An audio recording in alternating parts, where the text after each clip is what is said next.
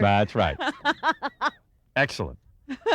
We got to take a break, Rob. I'll be right back. There's a lot of people. New York City, inside a Midtown hotel, behind closed doors. Hey, man, the brother. There he is.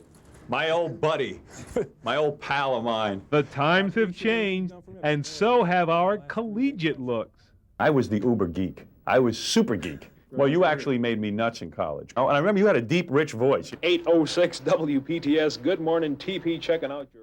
I would tighten up, and I'd be so nervous, my hands would be shaking, I'd sound like Kermit the Frog, you know. But any lack of voice quality never stopped Howard from voicing his outrageous opinions in the early radio days.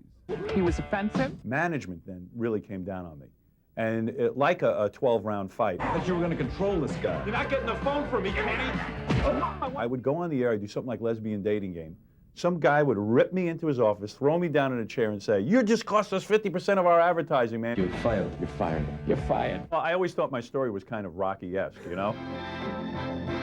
And that life story of the underdog fighting his way to the top is the stuff blockbuster movies are made of. Ivan Reitman, the producer, said to me, "You better hold on to this feeling.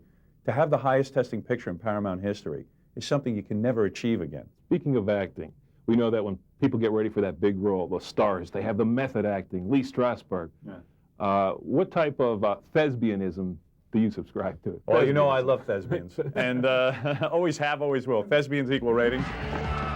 What you're about to hear is going to shock you because it's vulgar and obscene. I've always been about honesty and shocking truth. They like the fact that every day I get on the air, I crack my head open, and I expose every raw nerve. It seems like, we're 43 now, you're father of 3 girls. On the radio, I heard a couple weeks ago, Robin was doing a story on sexual harassment, and you were just ready to go cutting up on it, and you said, "Wait, I've got 3 girls. They could be subject." Are you mellowing at 43, being Mr. Dad? Well, once in a while I go, "Am I mellowing?" But I realize I have a 9-year-old sensibility. That hasn't changed. And I know I'm not mellowing because the government keeps fining me millions and millions of dollars. So therefore, I must be doing something right. Oh, yes. Howard Stern, is that what you call talented? Behold!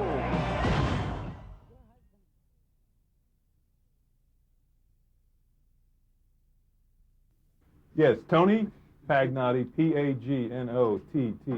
You mean to tell me everyone doesn't know Tony Pagnotti? You haven't been listening to his show the last Come few on, weeks, where you man. been? He is Baltimore. I'll drink to that.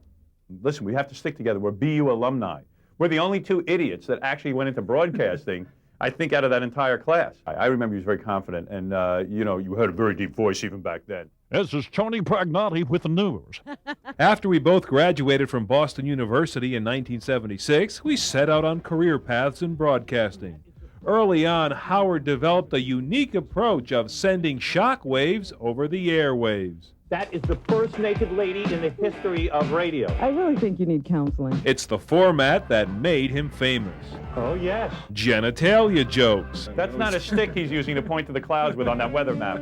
And a huge fan following that's coronated him king of all media. Do you ever stop and think, sometimes you wake up and say, who is this media monster I've created? I mean, everything you've touched in recent years has turned to gold, and probably the movie will also.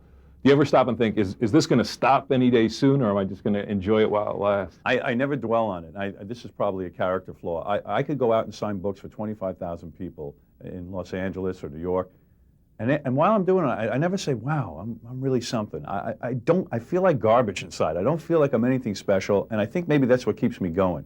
Even with the radio show, I still get nauseous right before I have to do it, because I always say, "Well, you're only as good as your last show." It's that rarely seen side of Stern, warts and all, that's exposed in private parts. The insecurities, the vulnerabilities. People never think that Howard Stern ever experiences that. You're always the confident, on top of the world, but that wasn't the case. And that's what's shocking about the film. I wanted to show that. And even before we made the film, the director said to me, "Are you sure you feel comfortable showing this sort of other side of you?" I said, "Absolutely." I said, "I want to give the audience something really they don't expect." And for years, people had said to me, "What kind of woman would marry Howard Stern?" Your husband's quite a character. Just an act. Is it an act or alter ego?